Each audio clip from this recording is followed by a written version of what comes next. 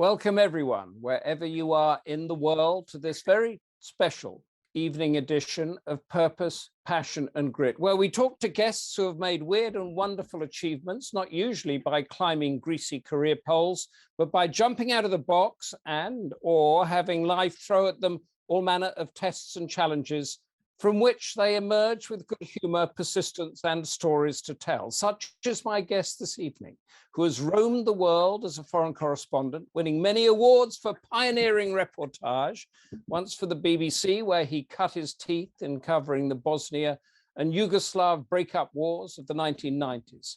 Currently, he is the special correspondent in Europe for the American PBS NewsHour show, from which he has just now won another award for the PBS team's coverage of the Ukraine crisis. But in between, or should I say back in 2011, he went for a routine yellow fever shot because of an assignment in Africa, immediately contracted a raging fever, and then descended into months and months of madness.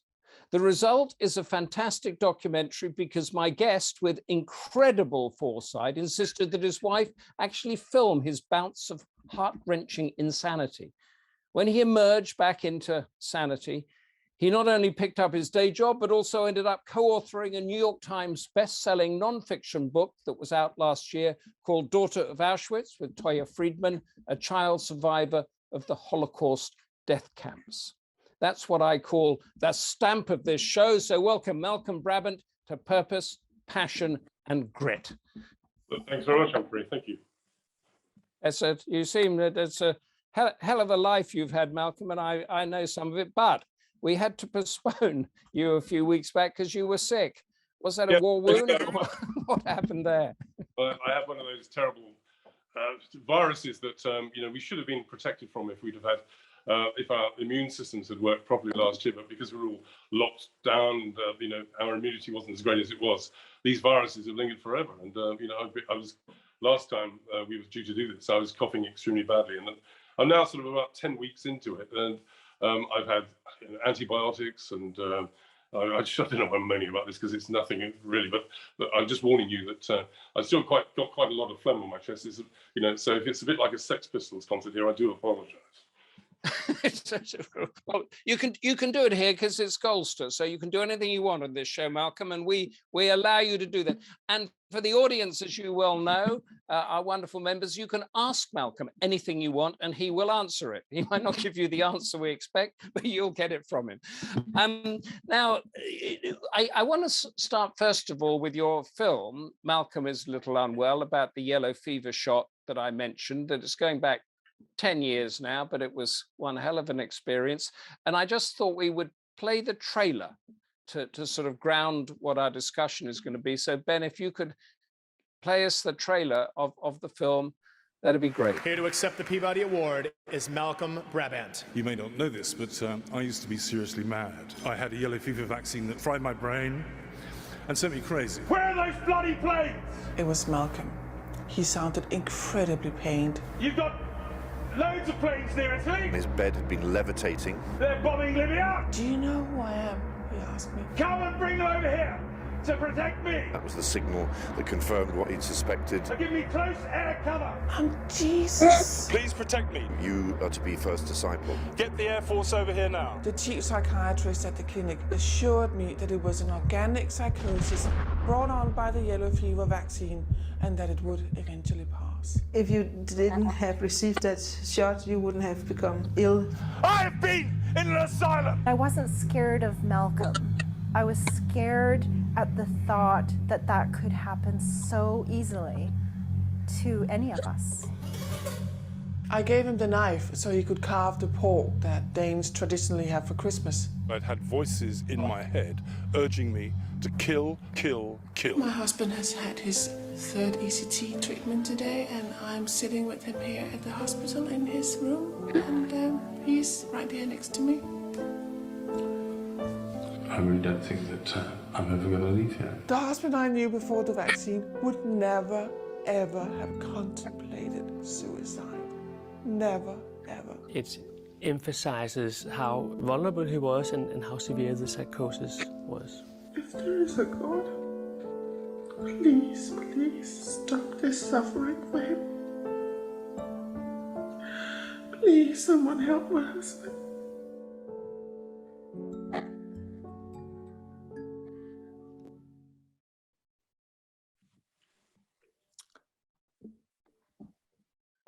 That's a trailer and a half, Malcolm. Well, I'm not the Messiah anymore, just a very naughty boy.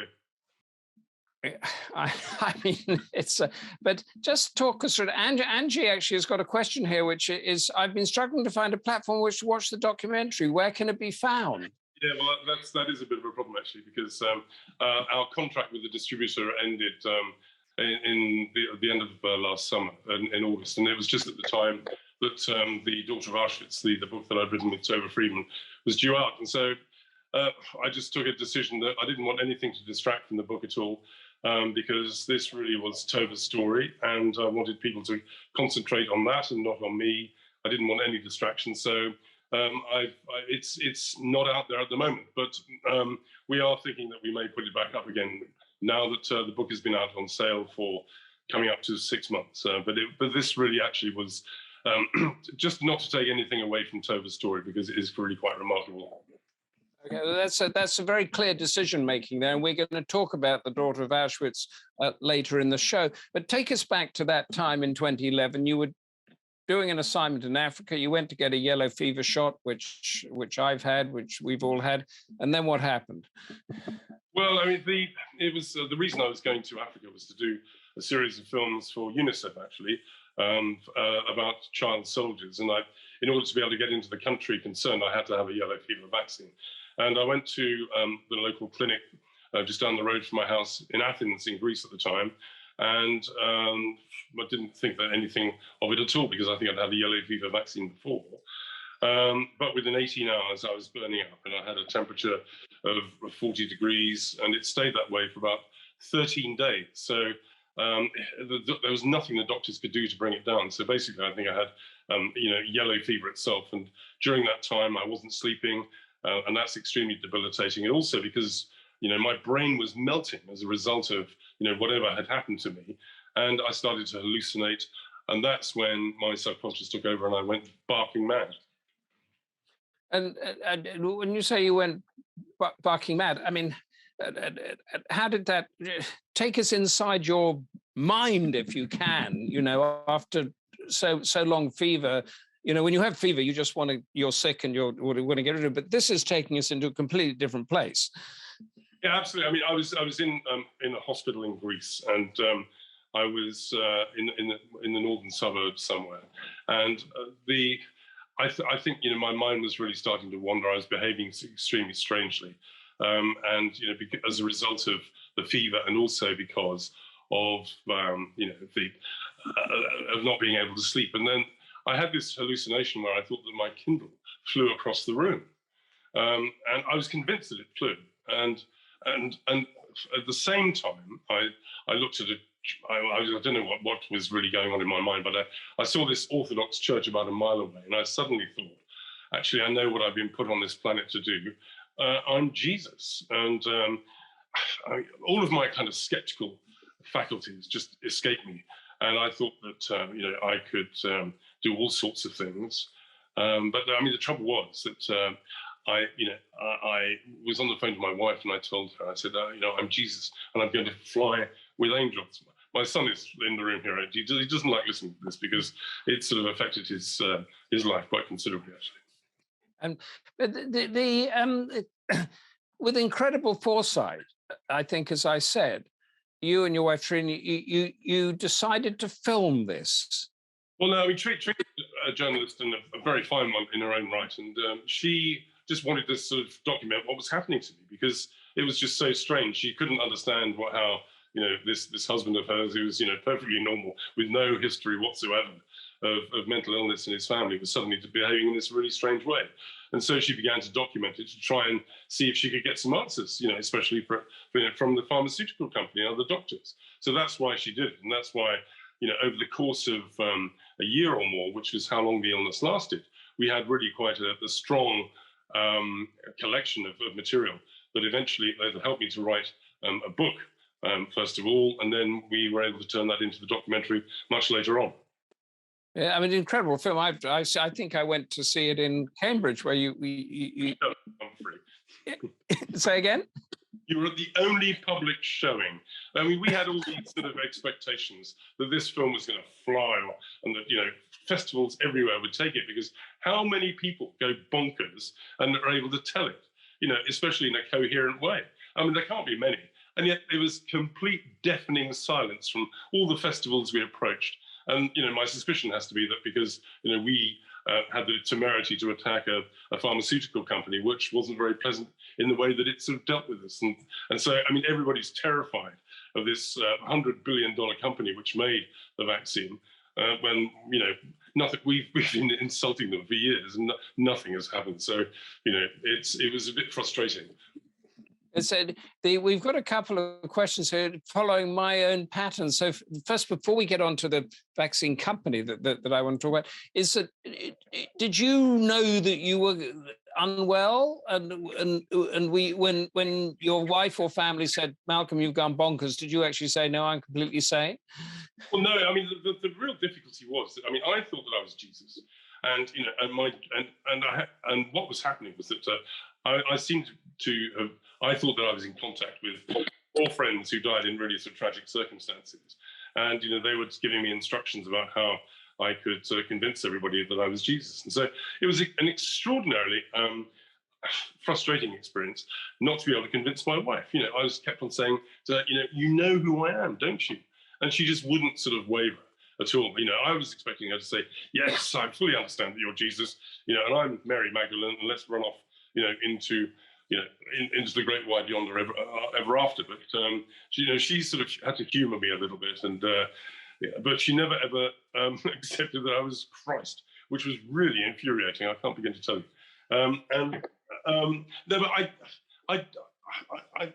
what I did do, as I explained to you, was that I lost all of my kind of skeptical faculties. I thought, right, I'm in this hospital. I was, transferred to a psychiatric hospital in the northern suburbs of Athens, and I thought that I could sort of stop the traffic. Now, I managed to stop the traffic when the traffic lights weren't working, and then it started all over again. And I just thought that was teething tolerance. Instead of, if I was skeptical, I would, if I was my usual skeptical self, I would have said, well, quite obviously, you don't have superpowers. You're not the Messiah. But it just didn't happen. And in the trailer, there's the stuff about, there's war and as if you're making a report or calling a news desk. Did you ever call a news desk and say, look, I'm the second coming. You've got to put me on air? Well, it was, yeah, I mean, I had a relapse. What happened was that this first Jesus period lasted for about a month. And then the antipsychotic drugs kicked in and, I got better. And, to an extent, and I was allowed to come home. I was extremely weak because I spent about a month in bed. And but gradually I got my strength back and I started doing some reporting. And at that time, it was really intense because this was the peak of the Greek financial crisis. And I went back, perhaps to work within about 2 or 3 weeks of coming out of hospital. And I was, on top of the news and really on top of my game. I was wavering at the end of this kind of 3-week period of really heavy reporting, of being the lead item. And then I went home at the end of this fairly exhausting time. And I sat on my balcony with my wife and my son. And as luck would have it, there was a shooting star that went from left to the right. And I suddenly thought that was a massive sign, because we were talking about my friend Danny McGrory, who was one of my sort of best friends, who was one of the people who was dead and I thought was talking to me. And I thought this was a sign, that actually you're not the Messiah, but you're a wise man. And the next day I had this terrible, I had a terrible relapse. But before I did that, I filed this report into the BBC talking about the shooting star and about sort of Superman and things like that. And luckily it didn't go on the air because people realized that, I'd flipped again. So I didn't do myself any favors there. And that's on more than one occasion when I was bonkers, actually. Well, you always had what I call a nuanced relationship with your BBC bosses, as all good journalists do have. But when you would... Sorry, go on. I was pretty provocative, actually, to the bosses. And that, and I didn't do myself any favors, to be honest. And that's because I had a completely sort of arrogant view of my own invincibility, which was totally wrong. And that's one of the reasons why I got into such terrible trouble, because I thought that I was untouchable, when of course everybody is disposable in that business. But tell me, when you were doing the Greek financial crisis, which I think many of us remember very well, leading the bulletins often, but you were still sick with this illness. Well, I hadn't fully recovered, but I was managing to hide it. I was working, at the top of my game, and I do not know, why I had this sort of sudden relapse in that way. Because I think probably what hadn't happened was that I hadn't actually been talked down by a psychiatrist and had gone through, the various sort of things that must have been happening to me, and that's basically because I think everybody was just pleased that I'd sort of seemed to have calmed down. And also there was a language difficulty, and there was some very, sort of, and the more I've looked into this sort of later on, there are some very intense reasons, why this happened. Because I mean, the way that I regard it now is that if you look at your sanity as being like a barrage balloon with all of these strands coming out, and what I think happened to me, in very sort of simplistic terms, is, let's say you've got 12 guy ropes holding down your barrage balloon.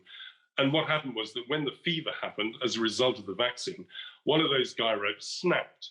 And so the whole mental thing, my whole brain was completely unstable. And then the winds of my subconscious came along, and all of the things that had happened to me before suddenly came along and blew it away. And as the consultant you heard in that trailer said, none of this would have happened if it hadn't have been for the yellow fever vaccine.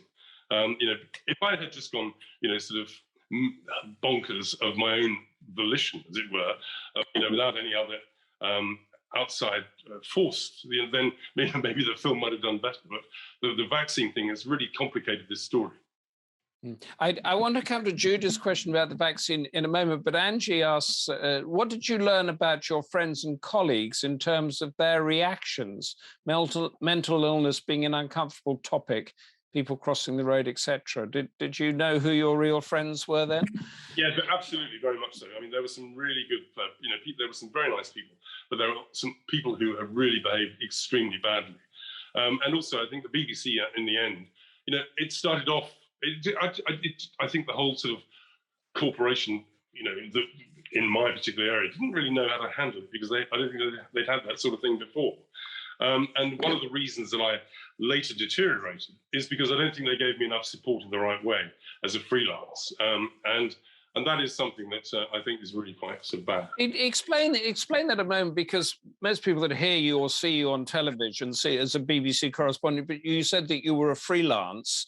So, how does that work exactly? Well, basically, you're like a seamstress. You're paid per piece that you do, and it's like feast or famine. When there's a big story, or running story in terms of the BBC anyway, you're making quite a lot of money, and I did quite well during the financial crisis. But there are some times when nothing's going on, when you make nothing at all, and so a freelance has to be very enterprising. And I mean, I've managed to survive because I've learned new skills. Initially when I was at the BBC, I was just a radio reporter, but I taught myself to shoot and edit video, and I did that in 1996, which is really very early on. And that has enabled me to, sustain myself all that time. And, I can now live or work wherever I like, because I have, the complete skills to do everything myself. And you are, since we're on this, let's stay on it. You are what we call a one-man band. So unlike the reporters of old, possibly, or even now, that go out with a lighting person and a sound man and a producer and all the rest of it, you are Malcolm. You are like the guy with the drum and the guitar and everything doing one thing. Yeah. Yes, and I mean, I've been working for the PBS NewsHour, which is, a great program in America.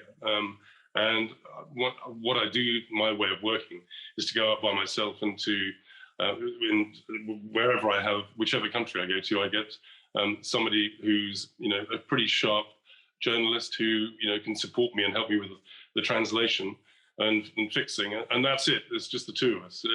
television's supposed to be a kind of team sport, but I have a very small team, me and somebody else. It's just, but you've done very, very well. And just talk us through those 18 months or however long it was from when you went bonkers to when you were permanently sane. Were you confined at all? I mean, what happened? I mean, in total, I think I probably spent about 8-9 months in total, and I'm looking at my wife to get confirmation here, in locked up psychiatric wards. I went to England briefly, and that didn't work. I went back to Greece. And I went back to Greece in September of 2011, and I had a very severe deterioration. And because the Jesus period of my madness was euphoric and manic. But then, because I wasn't earning any money, and I was, being kept off the air, I became very depressed, and I was extremely worried that I wouldn't be able to support my family. And we had to move out of Greece very quickly because we were running out of cash. It was really touch or go. And my wife, who's Danish, made a very smart decision. She just said, we've got to leave, in the next couple of weeks. And we got out of Greece really quickly, and we moved to Copenhagen. And she was going to try and get a job, and she was going to try and sort of take the burden off me. And she wasn't able to get one. And there's a very interesting backstory to that.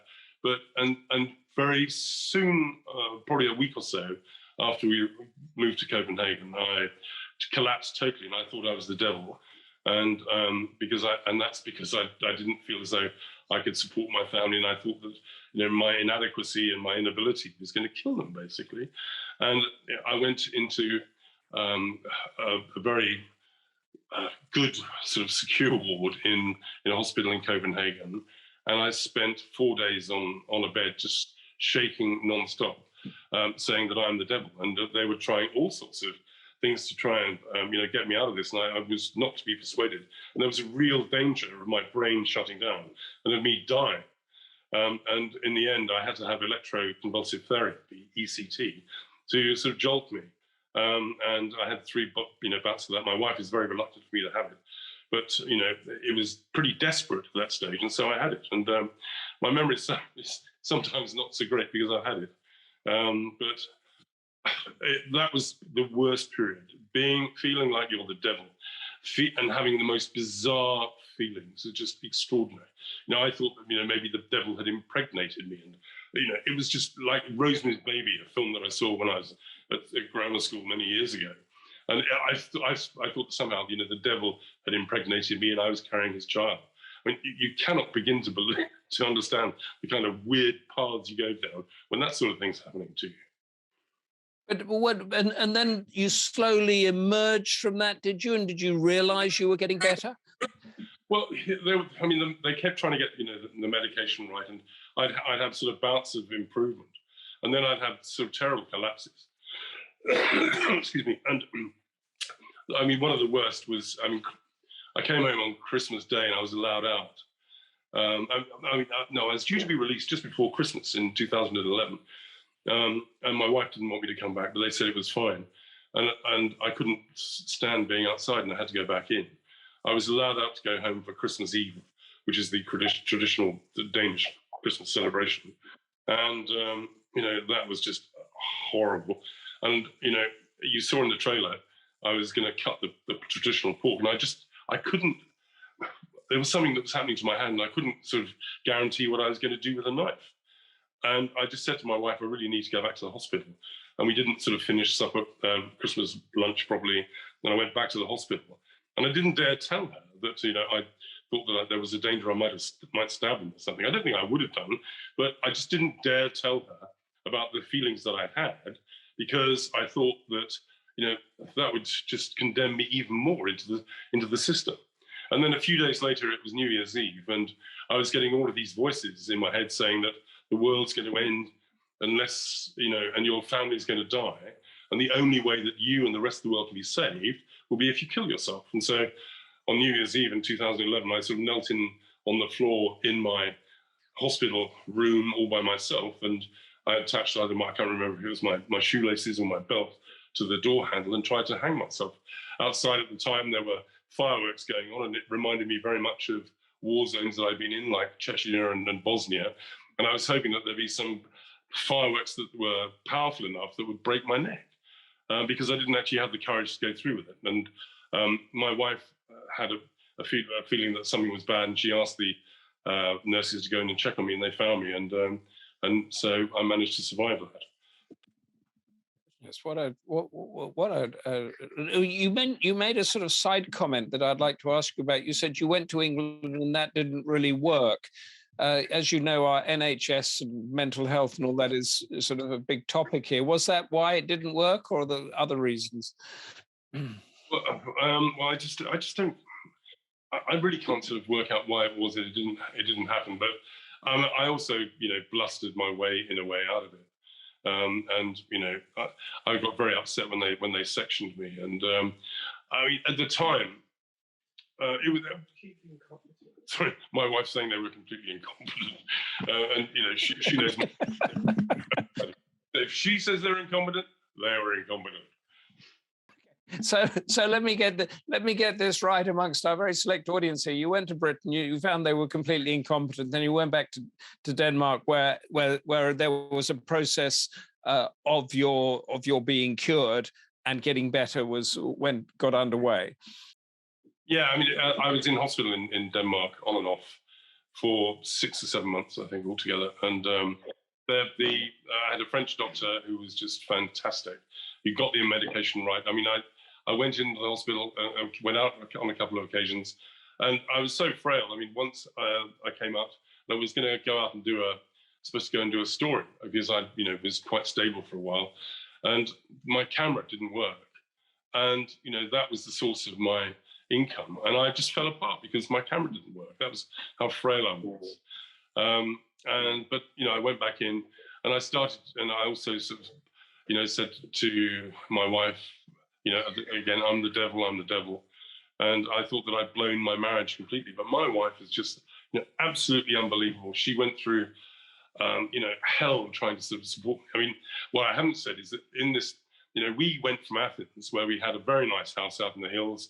We had all, we weren't particularly well off, but we had all of the, you can live quite well in Greece as a Brit if you're on a reasonable salary. And, we had a nice house. Our son was at international school.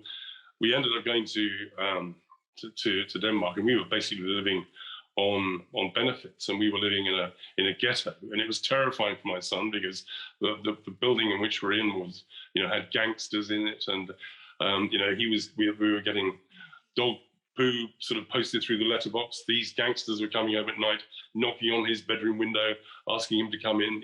He was absolutely terrified. I mean, because he actually witnessed me having this relapse at the age of 12. And one of the, I'm no longer bitter and sort of angry about the whole thing, because, it's been sort of 10 years and lots of good things have happened since. But the one thing that really annoys me, more than anything else, make me furious, is that my son's childhood was taken away. And, and that's where I have this really sort of bad problem with the pharmaceutical company, because, their vaccine caused it. So that's Judy asked, that gets us on to Judy's question. Did you ever find out why this happened? Was the vaccine contaminated? I don't know. I mean, there are sort of various theories, that maybe it was, out of the cold, sort of, it hadn't been, out of the colds, and maybe it was a duff, sort of particular vaccine. I don't know. We never found out. And, there were lots of strange things that happened when we tried to sort of track this down in particular. I think we tried to get some sort of details out of a German sort of manufacturer, I think, or a German sort of, no, I'm wrong here. But anyway, no, we never basically found out what happened. But, when we did our film, what we did find out is there was a great sort of piece of gotcha video that we found, which is that basically the pharmaceutical company said that they hadn't, changed the way they make the vaccine, since the 1960s, simply because there's no money in it. One of the things that we wanted to change was that, that actually they sort of revised the way, they make the vaccine. But, the yellow fever vaccine isn't a moneymaker like Viagra. It's just sort of helping poor people in poor countries. And there's only one company makes it, is that right? I don't know. Yeah. Humphrey, to be honest, I'm getting over this, and it's the first reminder, for quite some time. Thank you very much. And Angie says you speak so eloquently of these awful months, but are your madness memories as clear as your sane memories? Good question. No, or are they in some way distanced? There are some really very funny things that happened. For example, when I was trying to prove to my wife that I was Christ, it was really infuriating. And so, she came home. She came into the hospital and found that I was naked in bed, and I wanted her to wrap a towel around me so that it looked like a loincloth, so that I could, prove to everybody that I was Christ. I kept sort of, doing the signs of the cross to all the nurses, especially those called Maria. I got strawberries, for example, which my wife brought me every day, and I was making the sign of the stigmata in the bathroom, and all this kind of stuff, which is potty. There was. I also thought that the CIA and all of the international agencies had got this live feed into my hospital room, and I was stark naked, and I was having, and I thought that the royal family in Britain were seeing all of this, and I was having. And I was standing there naked. They were seeing me naked, and the Queen Mother had come back from the dead and was drinking Dupont. These are the things that I remember. A bit hard to forget, really. Having the Queen Mother. These are memories at least as vivid as your memories when you were sane. So you had the jab in 2011 when you were in Greece. When were you clear? When did you know, or you think, right, I can get back to work now? What happened was that I was released in July 2012, and a bit of a wobble because there were some weird things that were going on in the ward, and I was very paranoid. And it's my wife managed to. She saw the chief nurse out somewhere and told her about these fears that I had. And the nurse said, well, there's nothing to worry about because everybody's bonkers in there. Nothing's going on at all. Your husband's fine. And that got rid of my paranoia. But I was on a really, maximum, over the top maximum levels of pharmaceuticals when I came out of hospital. I was wobbly for a while. I was pretty frail, and Trina was really worried that I was going to relapse. But over the course of the next 18 months, I weaned myself off every piece of psychotic medication.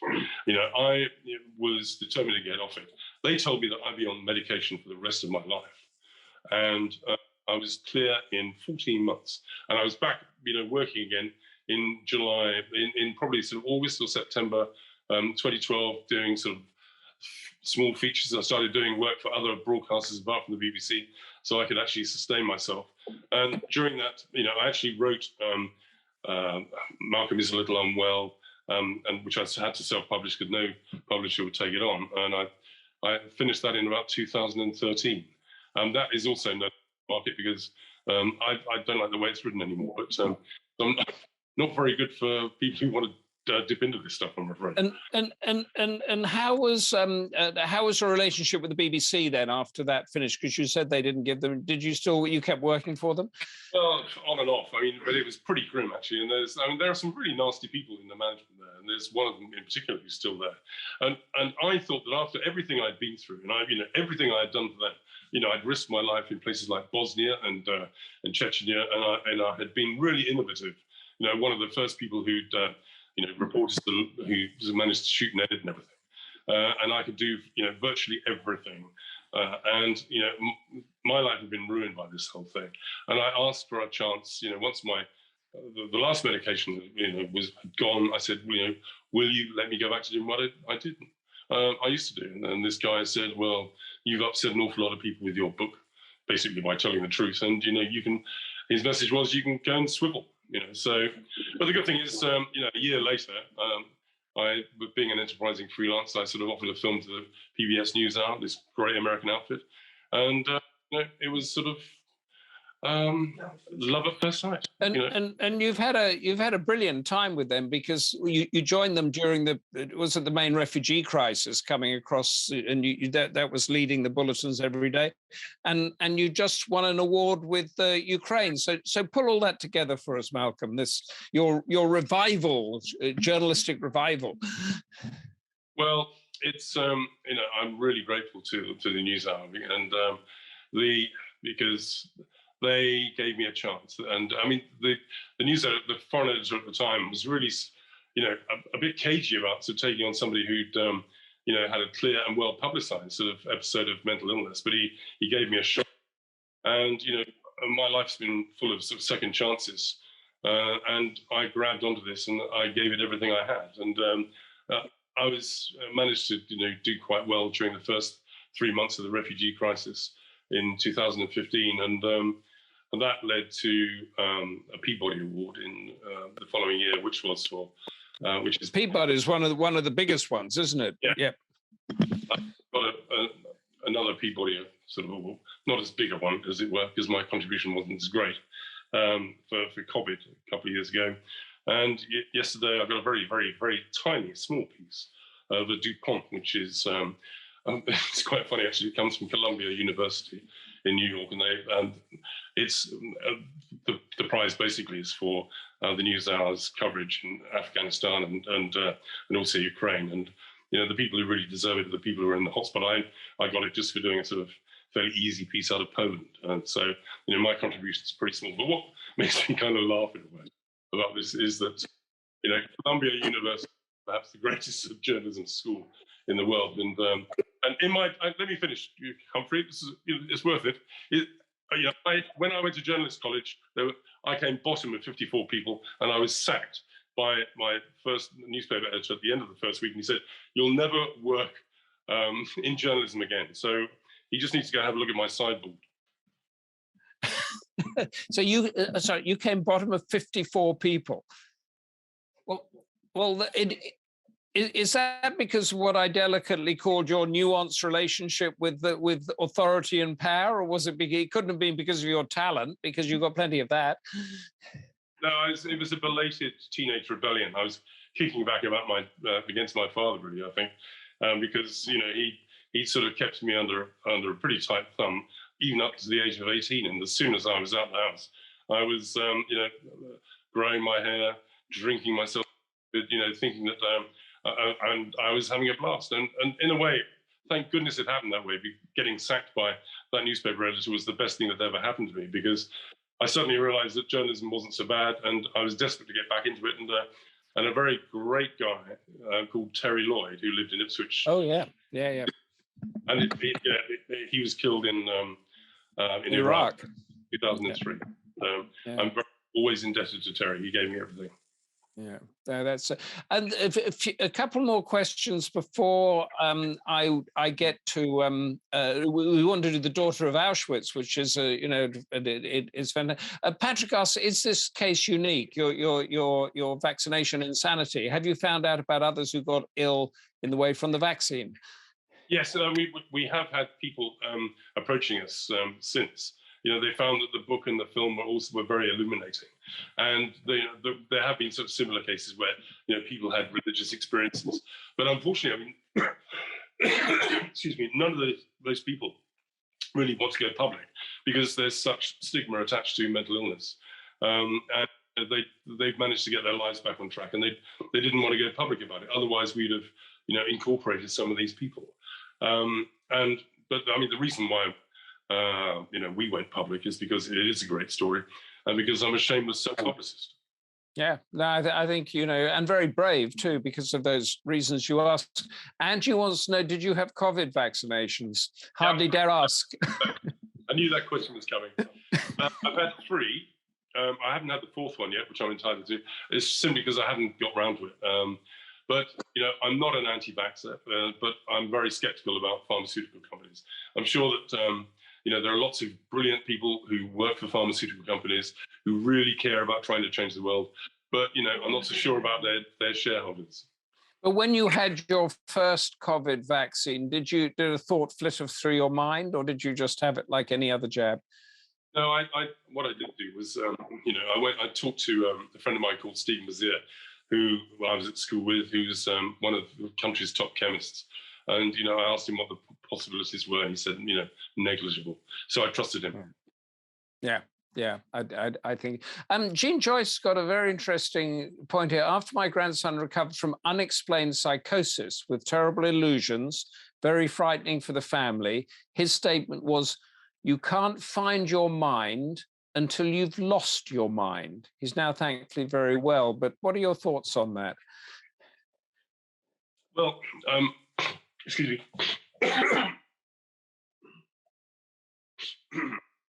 Sorry, that Sex Pistols experience. That's right. You warned us about the Sex Pistols, so feel free.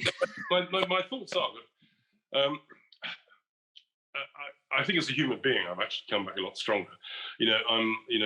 I would like to think that I'm a much sort of better journalist than I was, before I was bonkers. And I think that what I do have is I have a real strength in a way.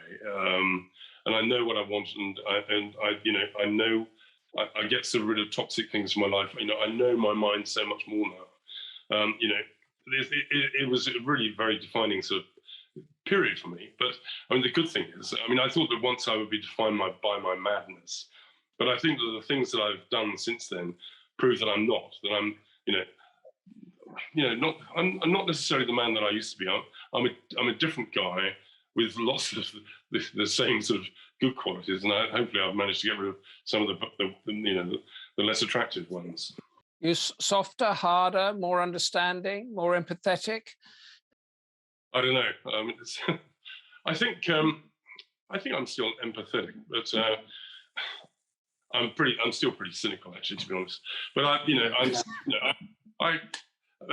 I'm still moved by things, and yesterday I was, I saw a post about Bonnie Raitt, who is, she must be approaching 70, this fantastic singer, who won a Grammy beating all these young people. And it's an extraordinary song about somebody whose child died and their heart was given away, and she meets the person who had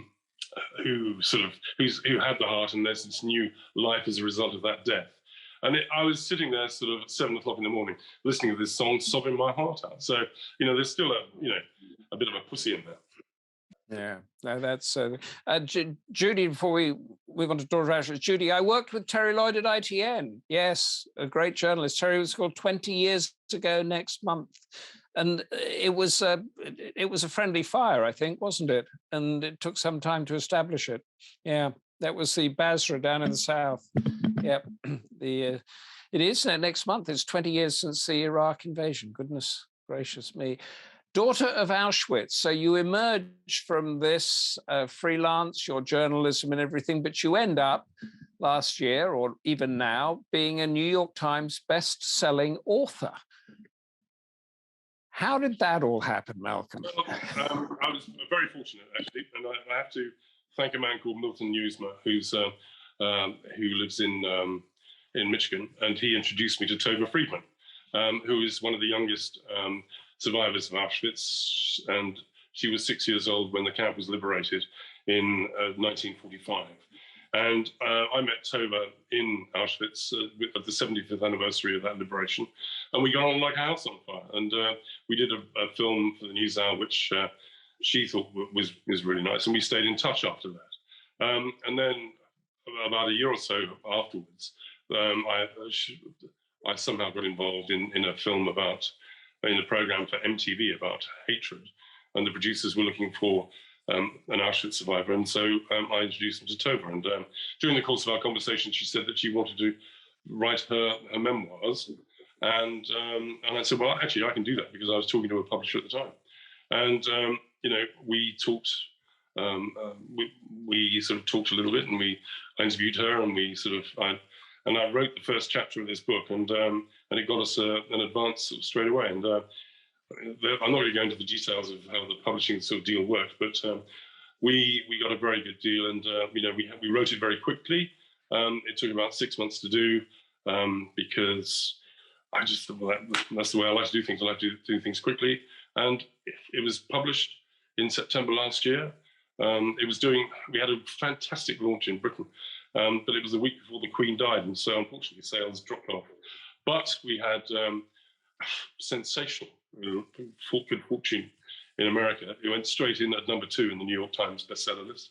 Stayed there for 3 weeks and stayed in the charts for 7 weeks, and it's had fantastic reviews in Amazon, I'm proud to say, and everywhere else.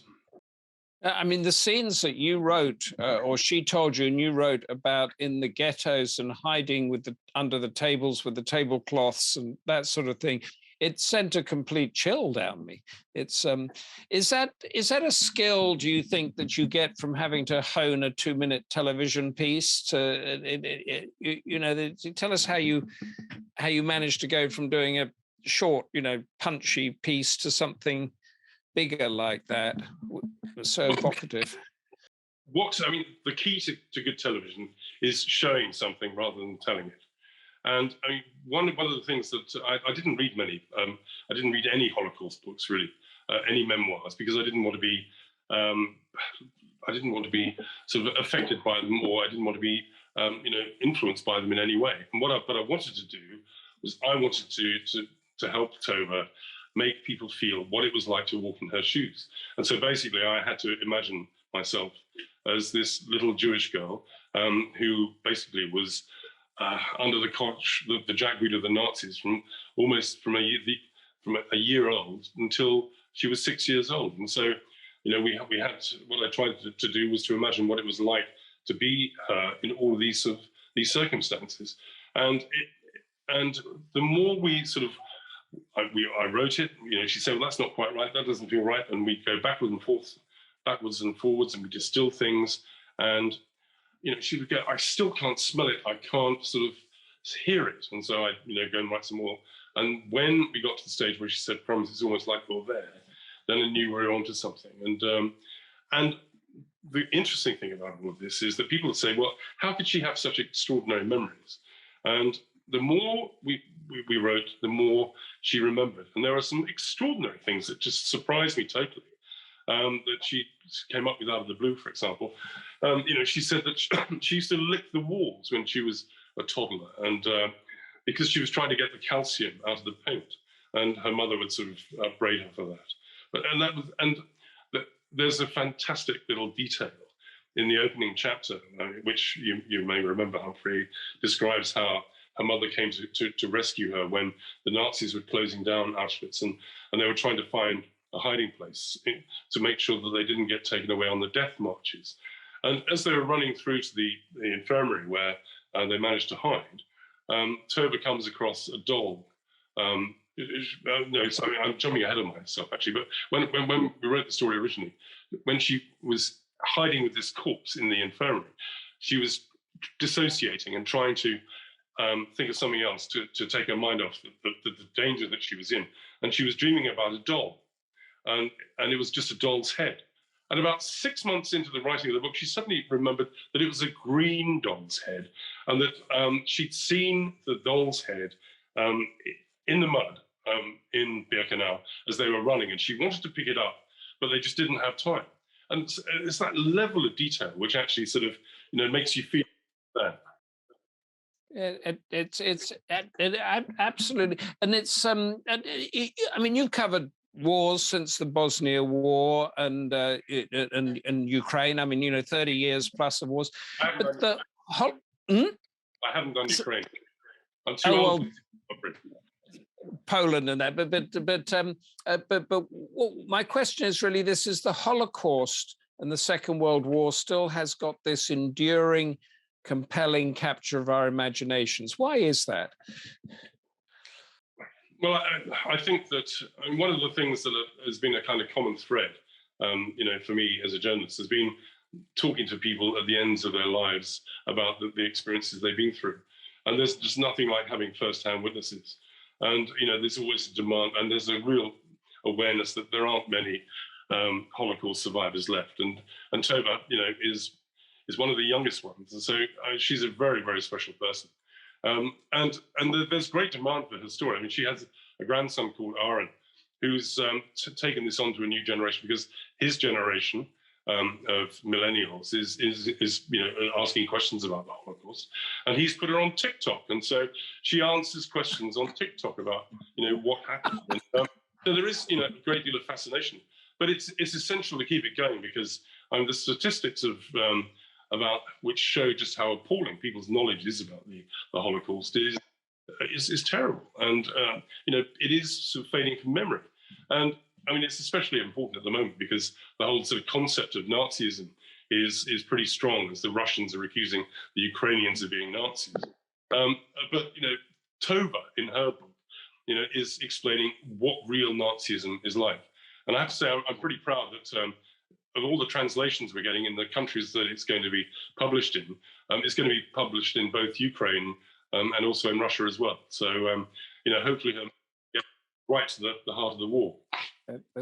I want you to sit there for a couple of seconds, Malcolm, whilst I tell our wonderful audience what is coming up next. And then you're going to tell me about your next project, because you're always a man that moves on and never lingers in the past. We've dealt with that, and you're still, you're still up there best-selling in America, but you were eager to tell us about what's coming up. But coming up here on Goldster, Thursday, February the 9th, that's in a couple of days' time, we have a fully fledged live inside story from Riverstone on the banks of the River Thames. That's going to be hybrid, so you can tune in or you can come. Not sure how that's going at the moment. And we were going to welcome back Greg Hurwitz, who's a multi-million best-selling author of the Orphan X thriller series. And if you want to meet Greg and come, and tell me if I'm wrong here, Ben, it's concierge@goldster.co.uk. And we're going to be talking about Greg's 10 Commandments for his hero. How do they differ from Moses' 10 Commandments? And his work at bringing polarized political sides together, which is what us journalists do from time to time. And his research with Navy SEALs and other tough guys. In fact, anything you want to talk about, we'll talk to Greg about, a bit like with Malcolm. Friday the 10th, I am with Andrew Harding, BBC Africa correspondent and colleague of Malcolm's, who's written an incredible non-fiction page-turner. This is it. These Are Not Gentle People, about murders in a small African community. It's kind of Harper Lee's To Kill a Mockingbird meets Truman Capote's In Cold Blood, set in 21st century and racially torn South Africa. Then on February the 16th, I'm with Christina and Ryan Hillsberg, licensed to parent. This is Christina, how my career as a spy helped me raise resourceful, self-sufficient kids. So if anybody wants any parenting advice, how to be a spy to do that. And then February the 17th, I'm with Bob Gourlay, and he's written a book called The Cyber Threat, Know the Threat to Beat the Threat. Anybody that's dealing with one of these things, phones and all that sort of stuff, tune into that, and he's going to tell us how to deal with it. Ben says, I think we're full up with Greg Hurwitz, so forget about that email, but email anyway, because we'll know how many of you want to come in the future. Judy, Malcolm, your story is extraordinary. Who would you like to see playing you in the movie? Answer that before we get on to the Bacon book. Who's going to play you, Malcolm? Yourself? Oh, I really don't know. I mean, I think... what's the name of that fella? Listen, I'm sorry, I've had ECT, I can't remember the name of that actor. His name's on the tip of my tongue. That bloke, I can't remember. And not Yul Brynner or the late... Anyway, what I really want to nail down now is as I say, you don't, and as we came onto air, you told me you're 20 or 30,000 words into a new book. Tell us about that. Yeah, well, it's my problem actually is how do you follow a book like The Daughter of Auschwitz, and it's impossible actually, because that work is going to stand on its own, hopefully. And I mean, I really hope that it becomes a textbook for children in years to come, and that it'll carry on, being read by people long after I'm not here. But so, what do you do after that? Well, my wife, who's an absolute genius, is she there? Can we meet her? Can she come and say hello to us? She doesn't want to. So, okay. But she is a genius, and she has come up with this idea called Bacon Man.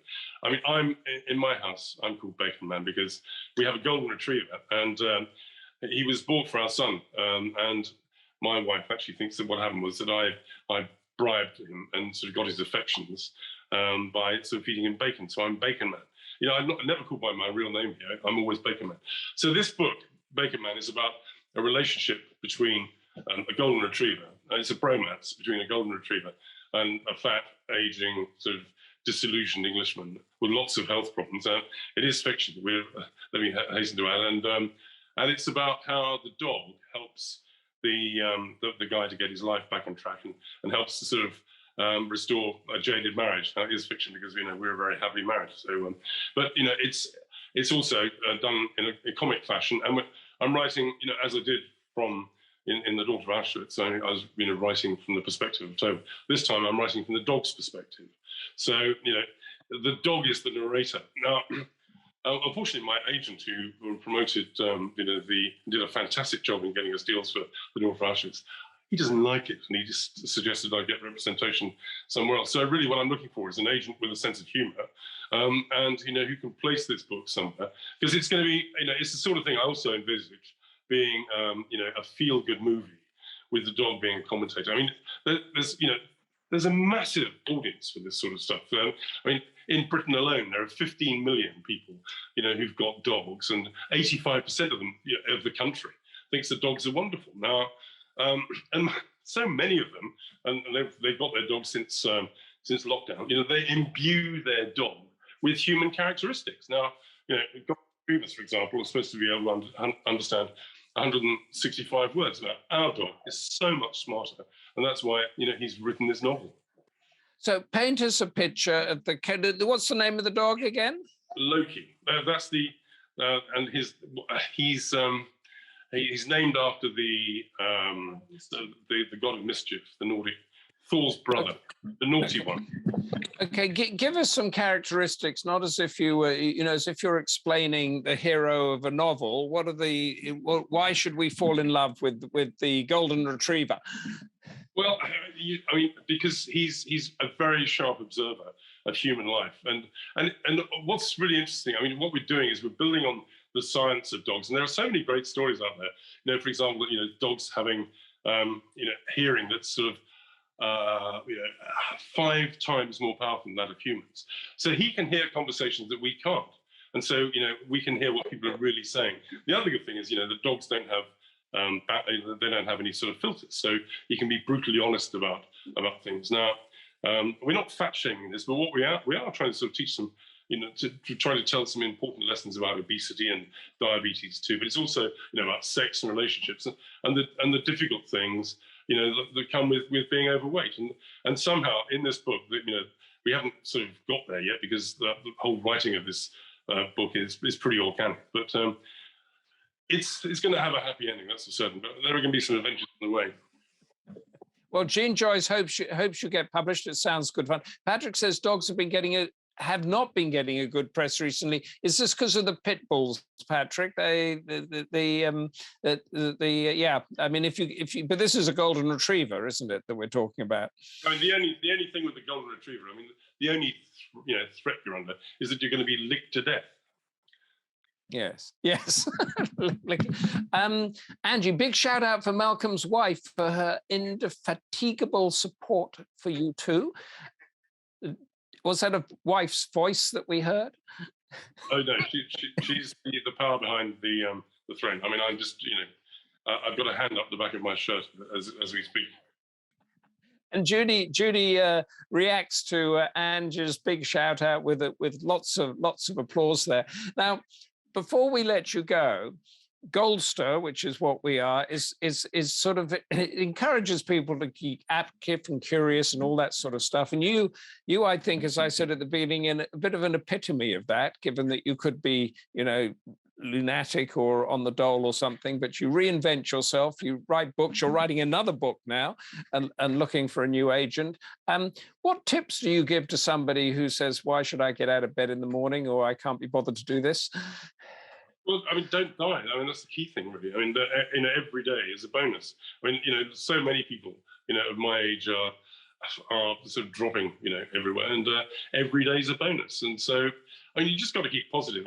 And well, I've just got so many things to do. Doesn't everybody have something to do? It's just no good giving up. Got to crack on. I am a Renaissance, and you've just got to keep reinventing yourself. I mean, I still have this dream of, you know, playing saxophone with the Blues Brothers, and I can't play a note.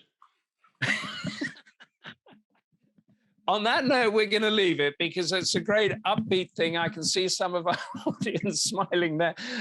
Serious, this is Judy. Serious, I'd like to see one of the greatest British actors, Toby Jones, playing with you.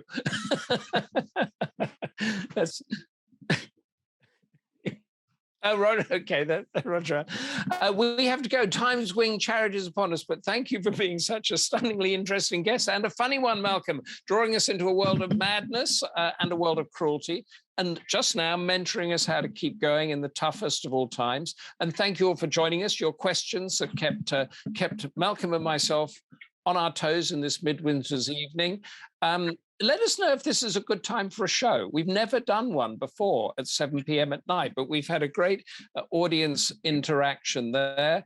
And I hope to meet some of you in person on Thursday. Until then, as Malcolm says, stay active, stay curious, stay passionate, purposeful, gritty, as he is, stay safe, and of course, stay Goldster. And thank you, Malcolm Brabant. What a great conversation we've had. Bye, everybody. Bye, Malcolm. Thank you.